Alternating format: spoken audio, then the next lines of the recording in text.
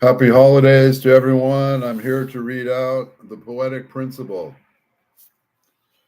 In speaking of the poetic principle, I have no design to be either thorough or profound. While discussing very much at random the essentiality of what we call poetry, my principal purpose will be to cite for consideration some few of these minor English or American poems which best suit my own taste or which, upon my own fancy, have left the most definite impression. By minor poems, I mean, of course, poems of little length, and here in the beginning, permit me to say a few words in regard to somewhat peculiar principle which, whether rightfully or wrongfully, have always had an influence in my own critical estimate of the poem. I hold that the long poem does not exist. I maintain that the phrase a long poem is simply a flat contradiction in terms. I need scarcely observe that a poem deserves its title only inasmuch as it excites by elevating the soul. The value of the poem is its ratio of his elevating excitement. But all excitements are a cycle necessity transient. The degree of excitement which would entitle a poem to be called at all cannot be sustained throughout a composition of any great length. After the lapse of an hour or half, at the most utmost, it flags, fails, a revulsion ensues, and then the poem is in fact, no longer such. There are, no doubt, many who have found difficulties in the reconciling the critical dictum that the Paradise Lost is to be devoutly admired throughout, without the absolute impossibility of maintaining for it, during perusal, the amount of enthusiasm which the critical dictum would demand. This great work, in fact, is to be regarded as poetical only when, losing sight of the vital requisite in all works of art, unity, we view it merely as a series of minor poems. If to preserve it, unity, its totality of effect or impression, we read it at a single sitting, the result is to be a constant alternation of excitement and depression. After passages of what we feel is true poetry, there follows inevitably a passage of platitude, which is no critical prejudgment can force us to admire. But if upon completing the work we read it again, omitting the first book, we shall be surprised if now finding that admirable which we will before condemned, and damnable which we had previously so much admired. It follows from all this and the ultimate aggregate and absolute effect of even the best epic under the sun of the nullity, and this is precisely the fact. In regard to the Iliad, we have, if not positive proof, at least very good reason for believing it intended as a series of lyrics, but granting the epic intention, I can only say that the work is based of an imperfect sense of art. The modern epic is of the supposititious ancient model by an inconsiderate and blindfold initiation, and the day of these artistic anomalies is over. At any time, any very long poem were popular in reality, that I doubt it is at least clear that no very long poem will ever be popular again. That is the extent of the political work. The measure of its merit seems undoubtedly, when we thus state it, a proposition sufficiently absurd, yet we are indebted with it to the quarterly reviews. Surely there are nothing in mere size abstractly considered, there can be nothing in mere bulk, so far as the volume is concerned, which has so continuously elicited admiration from these saturnine pamphlets. A mountain, to be sure, by the mere sentiment of physical magnitude which it conveys, does impress us with the sense of the sublime, but no man is impressed after this fashion by the maternal grandeur of even the Columbiad. Even the quarterlies had not instructed us to be so impressed by it, and yet there is no insistent on our estimated Lamartine by the cubic foot or Pollock by the pound, and what else are we to infer from their continual prating about the sustained effort? If by the sustained effort and little gentlemen have accomplished an epic, let us frankly commend him for the effort, but this indeed be a thing commendable. But let us forbear praising the epic in its effort's account. It is to be hoped that the common sense in the time of come will prefer deciding upon a work of art rather by the impression it makes, but by the effect it produces, than by the time it took to impress the effect, or by the amount of sustained effort which has been found necessary in effecting the impression. The fact that the perseverance is one thing and the genius quite another, nor can all the quarterlies in Christendom confound them. By and by, this proposition, with many which I have been just urging, will be received as self-evident. In the meantime, by being generally condemned as falsities, there will not be essentially damaged as truths. On the other hand, it is clear that a poem may be improperly brief. Undue brevity degenerates into mere epigranism. A very short poem will now and then producing a brilliant or vivid never produces a profound or enduring effect. Then there must be the ready pressing down of the stamp upon the wax. Du Berenger had wrought innumerable things, pungent and spirit-stirring, and in general there have been too imponderous and stamped themselves deeply into the public opinion, and thus, as so many feathers of fancy have been blown aloft only to be whistled down the wind.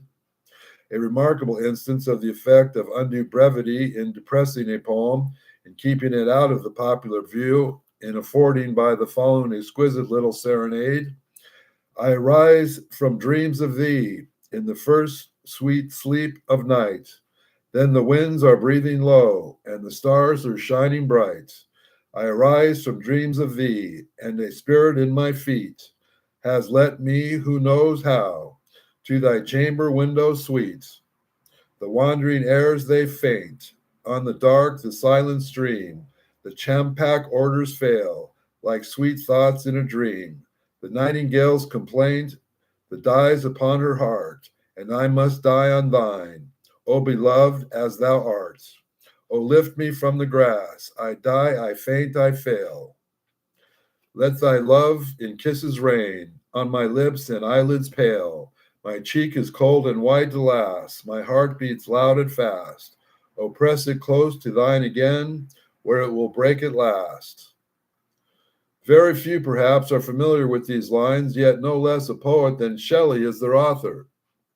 Their warm yet delicate and ethereal imagination will be appreciated by all, but by none who so thoroughly as by him who has himself arisen from sweet dreams of one beloved to bathe in the aromatic air of the southern midsummer night. One of the finest poems by Willis, the very best, in my opinion, which he has ever written, has no doubt thought this to same effect of undue brevity by kept back from its proper position, not less in the critical than the most popular view. The shadows lay along Broadway.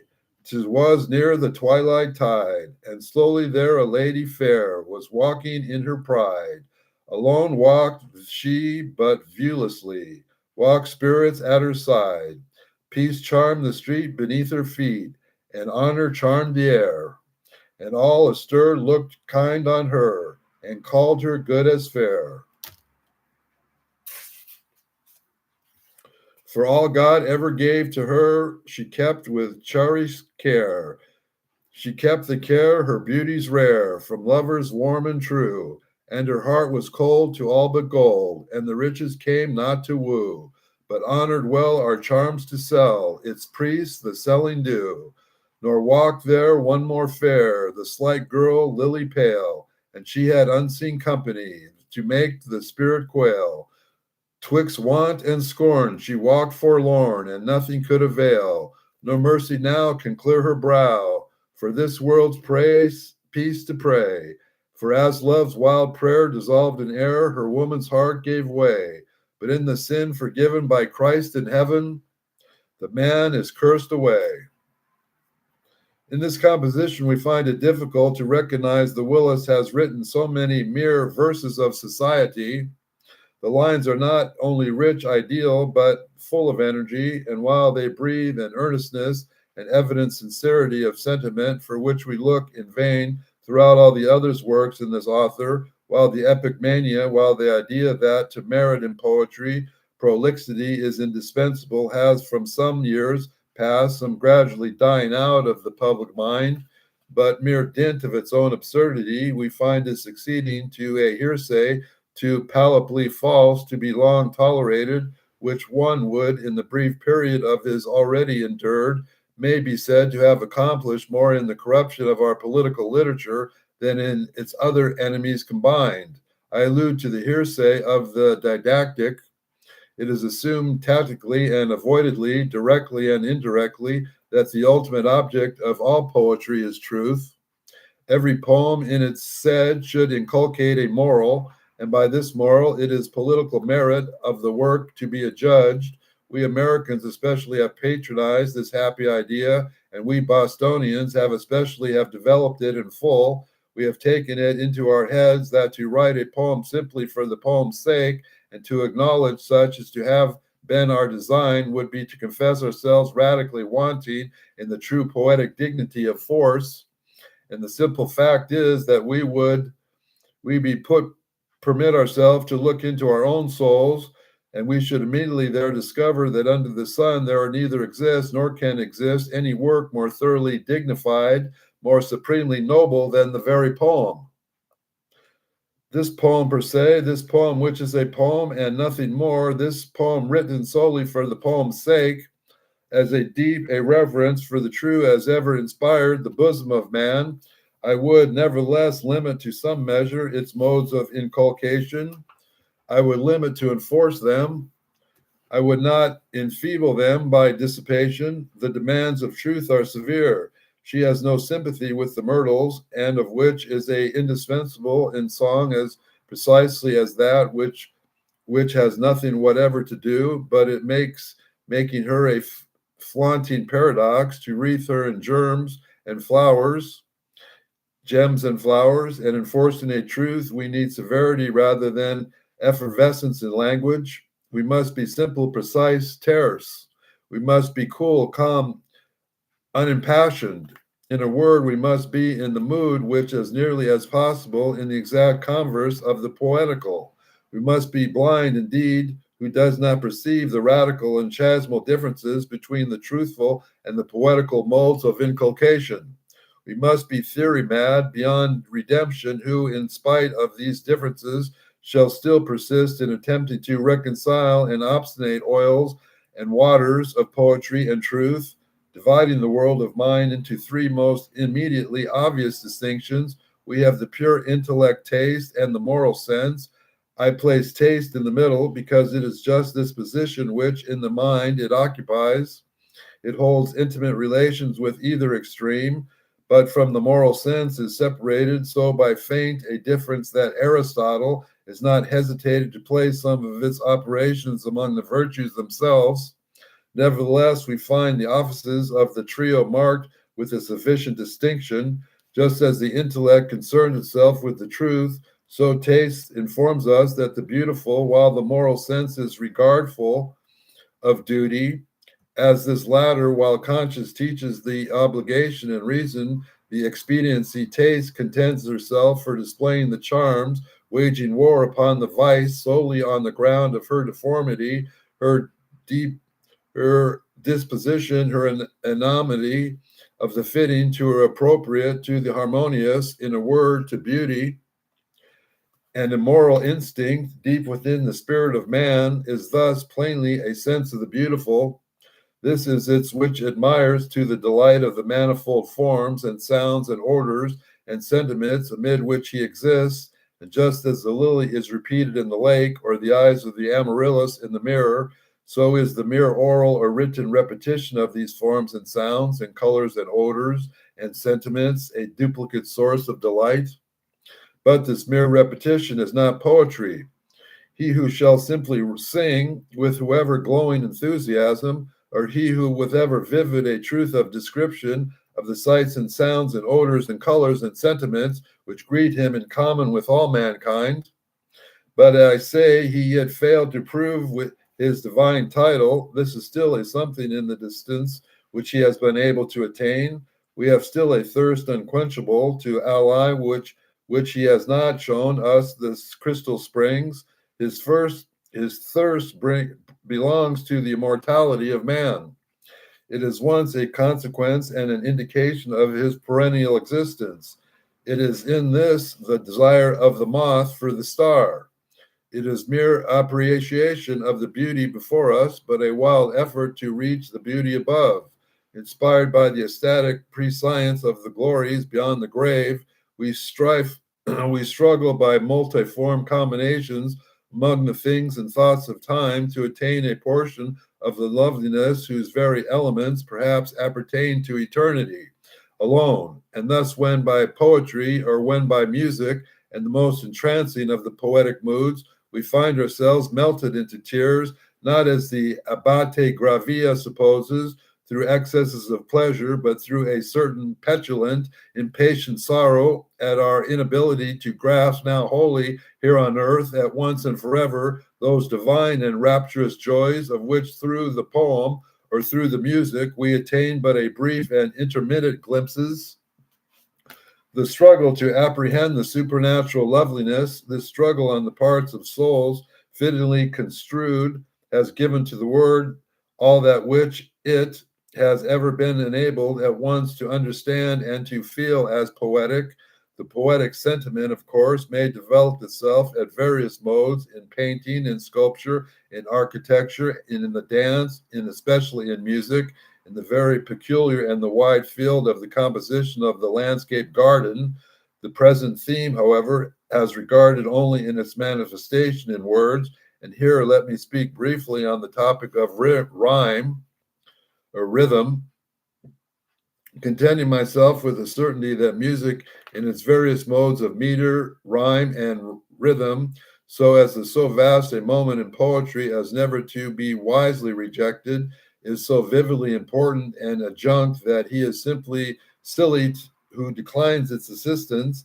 It will now pause to maintain its absolute essentiality, as in music perhaps, that the soul must nearly attain the great end for which, when inspired by the poetic sentiment, it struggles the creation of supernatural beauty.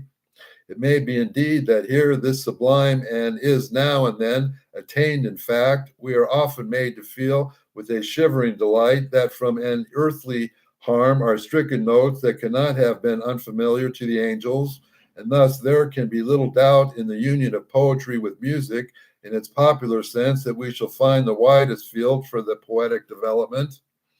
The old bards and minute singers had advantages which we do not possess, and Thomas Moore, singing his own songs, was in the most legitimate manner perfecting them as poems.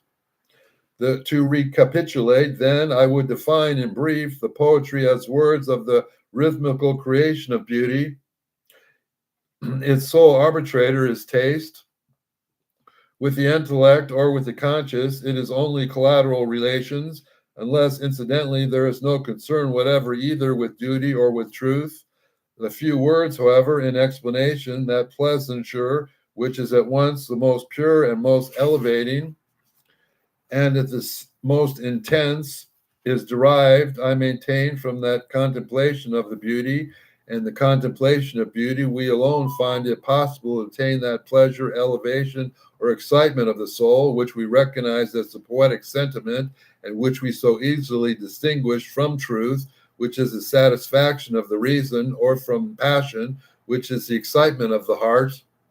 I make beauty, therefore, using the word as inclusive of the sublime, I make beauty the province of the poem, simply because it is the obvious rule of art that effects should be made to spring as directly as possible from their causes, no one as yet having been weak enough to deny that the peculiar elevation in question is at least most readily attainable in the poem. And by no means follows, however, that the incitements of passion or the decepts of duty or even the lessons of truth may not be introduced into the poem, and with the advantage there may subserve incidentally in various ways and the general purposes of the work, but the true artist will always contrive to tone them down to proper subjection to that beauty which is so atmosphere and the real essence of the poem. I cannot better introduce the few poems which I shall present in your consideration than for the citation of the poem to Mr. Longfellow's Waif. The day is done and the darkness falls from the wings of night as a feather of wafted downward from an eagle in his flight.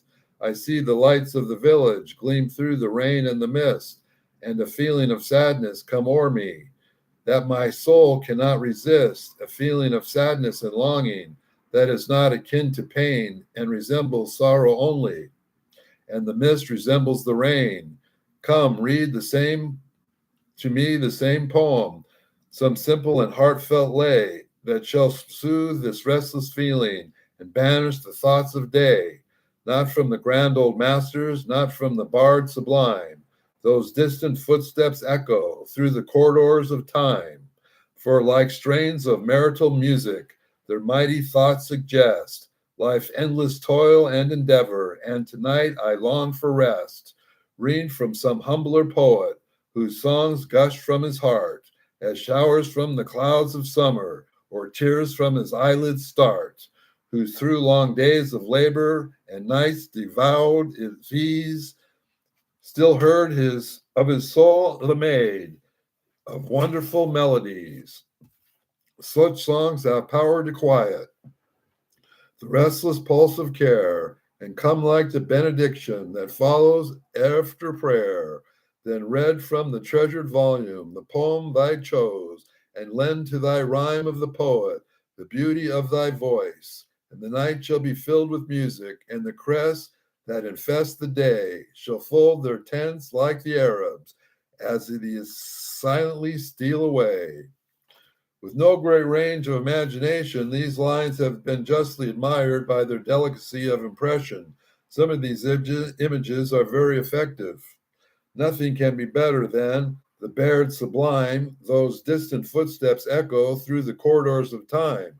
The ideas of the last quatrain is also very effective. The poem, on the whole, however, is chiefly to be admired for the graceful insolence of its meter, so well in accordance with the character of the sentiments, and especially for the ease of the general manner, the ease or naturalness of the literary style. It has long been the fashion to regard as ease and appearance alone as a point of reality difficult attainment, but not so. A natural manner is difficult only to him who should never meddle with it to the unnatural, and it but the result of writing with the understanding or with the instinct that the tone in composition should always be that which mass of mankind would adopt, and most perpetually vary, of course, with the occasion.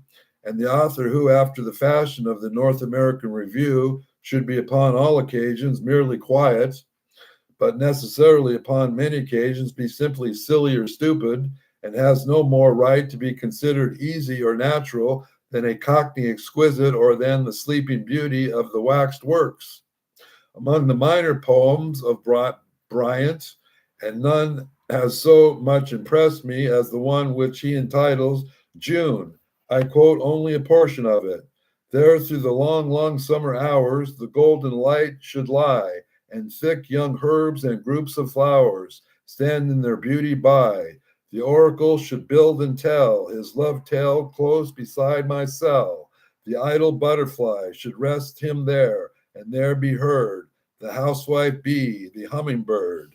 And what his cheerful shouts at noon come from the village scent, or songs of maids beneath the moon, where the fairy laughter blent? And what if in the evening light betrothed lovers walked in sight? In my low monument, I would lovely sense, seen around, might know no sadder sight nor sound. I know, I should not see thy season's glorious show, nor would its brightness shine for me, nor its wild music flow. But if around my place of sleep the friends I love should come to weep, they might not haste to go. Soft airs and song and light and bloom should keep them lingering in my tomb. There in their softened hearts should bear and thought of what has been, and speak of one who cannot share the gladness of the scene, who part in all the pomp that fills the circuit of the summer hills, and that his grave is green, and deeply would his hearts rejoice to hear again his living voice. The rhythmical flow here is even voluptuous. Nothing could be more melodious. The poem has always affected me in a remarkable manner.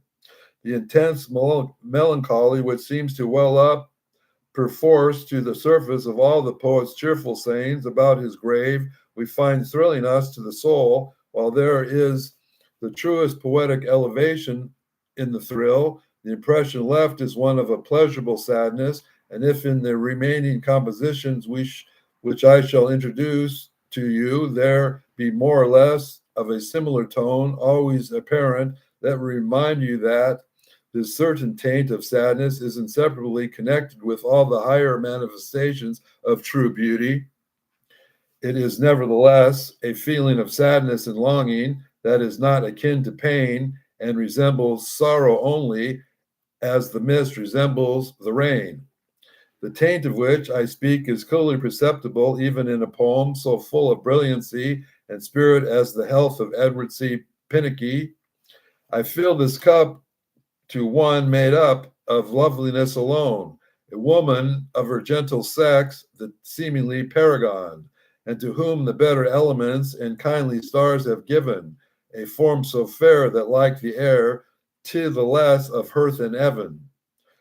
Her every tone in music's own, like those of morning birds, and something more than melody dwells in her words.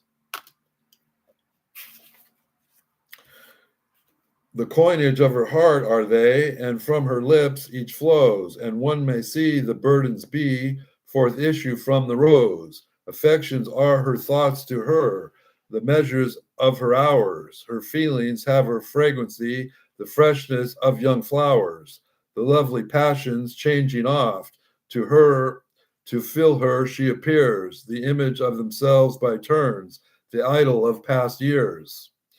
Of her bright face one's glance will trace a picture of the brain, and of her voice in echoing hearts a sound must long remain. But memory, much as mine of hers, so very much endures. When death is nigh, my latest sigh will not by life's but hers. I filled this cup to one made up of loveliness alone. A woman, her gentle sex, the seeming paragon, her health, and would on earth there stood so much more of such a frame, that life might all be poetry, and weariness a name. It was this misfortune of Mr. Pinckney that to have been born so far south. He had been a New Englander. It is probable that he would have been ranked as the first of American lyricists by that magnanimous cable which has long controlled the destinies of American letters in conducting the thing called the North American Review. The poem was cited as especially beautiful, but the poetic elevation which it induces we must refer clearly to our sympathy in the poet's enthusiasm. We pardon his hyperboles for the evident earnestness with which they are uttered. It is by no means my design, however, to expatiate upon the merits of which you should read you. These will necessarily speak for themselves. Boccanelli, in the advertisements of Parnasius, tells us that the Zolius once presented Apollo a very caustic criticism upon the ultimate book, whereupon the god asked him for the beauties of the work. He replied that he only busied himself about the errors. In hearing this, Apollo, handing him a sacking of unwinnowed wheat, picked him up out of the chaff for his reward. Now this fable answered very well as he hit at the critics, and I am by no means sure that the god was in the right. I am by no means certain that the true limits of the critical duty was not grossly misunderstood. Excellence in a poem especially may be considered in the light of an axiom which need not only be properly but to become self-evident. It is not only excellence, it is required to be demonstrated as such, and thus to point out too particularly the merits of the work of art as to admit that there are not much merits altogether.